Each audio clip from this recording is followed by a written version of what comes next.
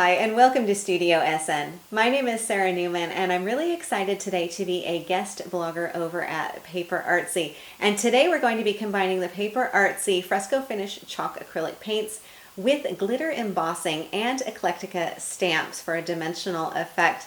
And the Eclectica stamps that I'm working with are some that I've designed just for PaperArtsy, so I'm really pretty excited to share those with you here today. And after you watch today's video, I hope you get a chance to stop on by the PaperArtsy website, and they're at paperartsy.co.uk.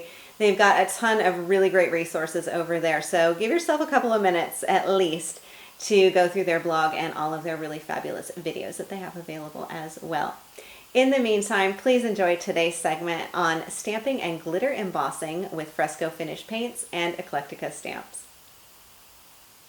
I love to combine paints with stamping, and on this card I've used Fresco Finish paints to stamp and emboss. So I've got a lot of color and sparkle on this card. The combination of the Fresco Finish paint, glitter embossing powder, and Eclectica stamps.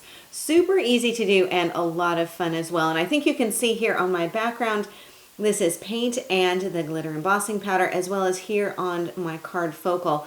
And I've also used the Fresco Finish paints here on this piece of book paper. So it's a really fun, loaded with color and sparkle type of card and very easy to do. So let's take a look.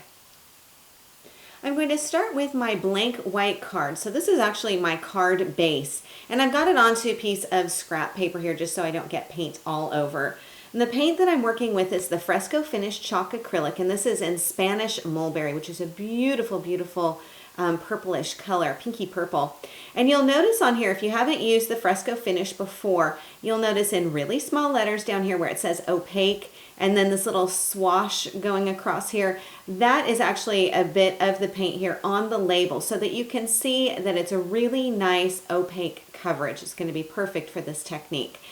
So I'm going to use the Spanish Mulberry, and then I also am going to bring in my embossing powder, and this is the metallic gold sparkle embossing glitter. This is from Wow, and so it is really a glittery type of embossing powder. That's going to give us our nice shine on here as well. In addition to that, I'm going to need my little rubber brayer. So I'm going to have all of these things on hand, and the first thing I'm going to do is just squeeze some of the Spanish Mulberry right onto my card. Now you could use a palette if you wanted to, that's fine, but I think this process works just as well. And I really want to get the color onto mainly the edges of my card. So I'm just going to sweep this on here, really making sure that I work pretty quickly, because while this is still wet, I'm going to come in with my embossing glitter and just add the glitter around the edges, because that's the part that's going to show. So I don't need to use up the glitter on the inside or the center. So I'm just going to sprinkle that on there, tap this off, and then I think you can see on here how that paint is holding on the embossing glitter. So the next thing I would do is go ahead and set this aside, maybe let the paint dry a little bit, and then go ahead and heat set the whole thing. And then of course I can funnel all of the rest of my embossing glitter back into my jar. But let me show you when I heat set this, what this will look like. So this will be my finished heat set piece. And then as you notice, I don't really have a lot going on here in the center, and I'm not really worried about the pattern that I've created on here either, because most of this will get covered up in the middle, and then I'll just have the edges to show. The focal part of my card is this really big tag up here, and I wanted to show this to you again before showing you how to do it. You'll notice a couple of things going on this manila tag.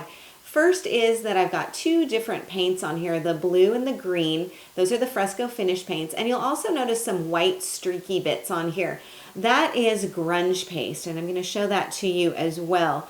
I also have my stamped images, which have been stamped with Fresco Finish paint, and then also a little bit of glitter embossing on here. And I thought it might be helpful to see the stamp set that I'm working with so that you can see which designs I'm using.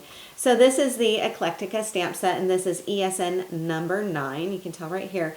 And the ones that I'm using are the Starburst, as well as this open spatter pattern, which is right here. And then this texture area over here is this border, which doesn't really capture the detail because I've got paint and that glitter embossing powder. So it gives it a completely different look.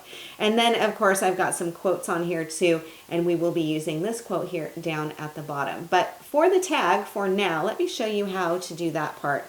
So I'll move my card out of the way, and I'm just working with a standard manila tag. And I'm going to add some of the paint on top. So I'm working with Mermaid and Guacamole, again, the Fresco Finish paints. You'll notice that these are both also opaque. I adore these colors. I think this blue is my absolute favorite, and I love the two of them in combination with each other. So I thought, well, let's put them together and then combine that grunge paste on top. So I'm going to start with my guacamole, and I'm simply putting a little bit here on my tag. And then I'm going to add a little bit of the mermaid too. So just dabbing this on here.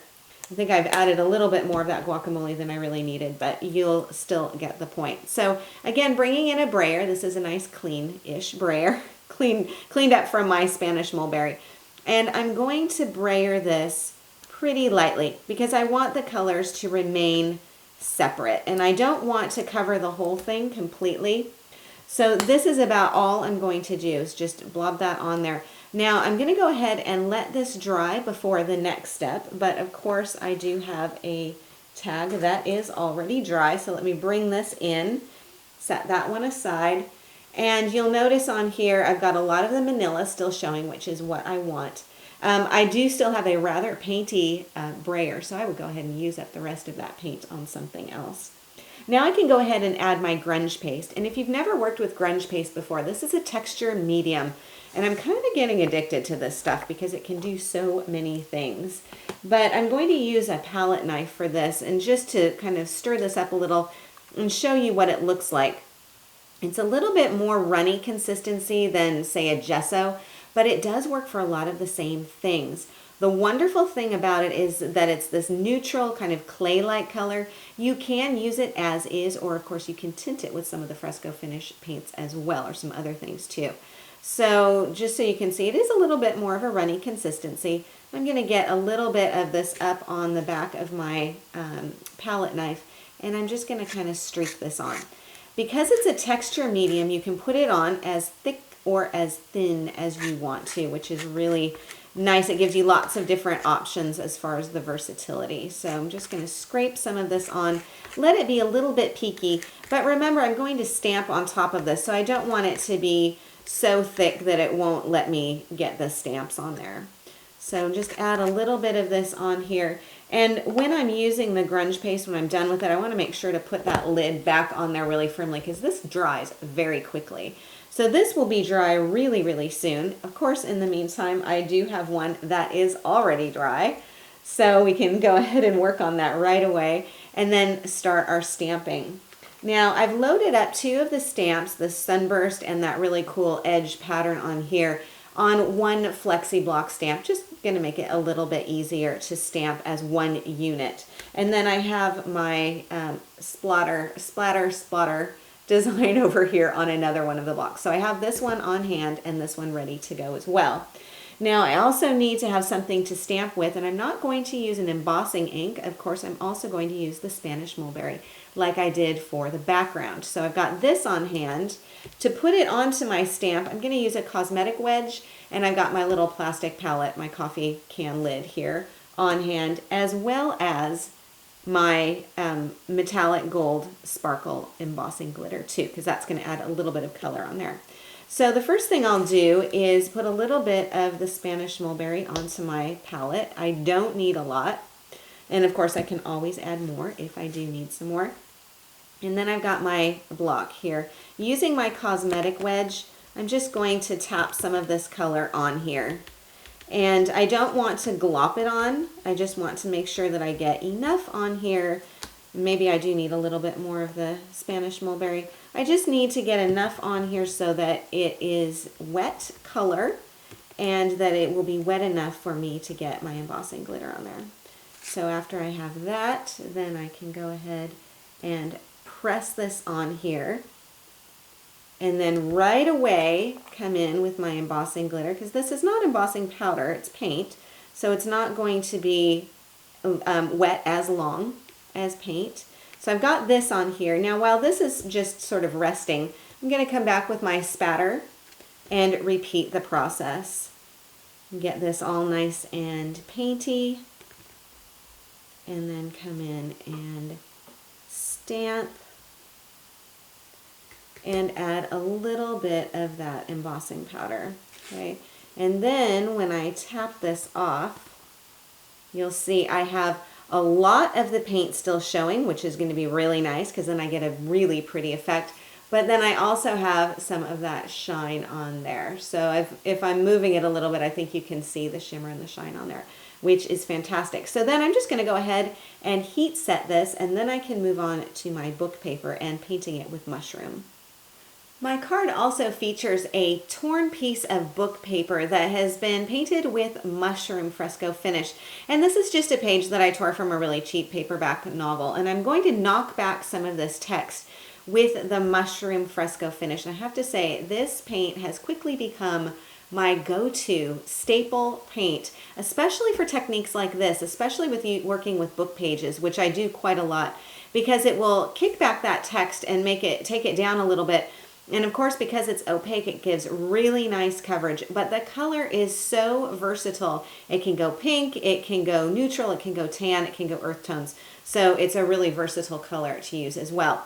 So all I'm gonna do, because this paint is opaque and has a lot of coverage to it, I'm just going to put a little bit here right in the center, and taking a flat brush, I'm just going to stroke this back and forth on here. I don't want it to cover all of the text completely because I want it to still be recognizable as text paper. But then I also want to make sure that the words are knocked back a little bit so that it's not too high contrast. So it's just a really nice subtle background.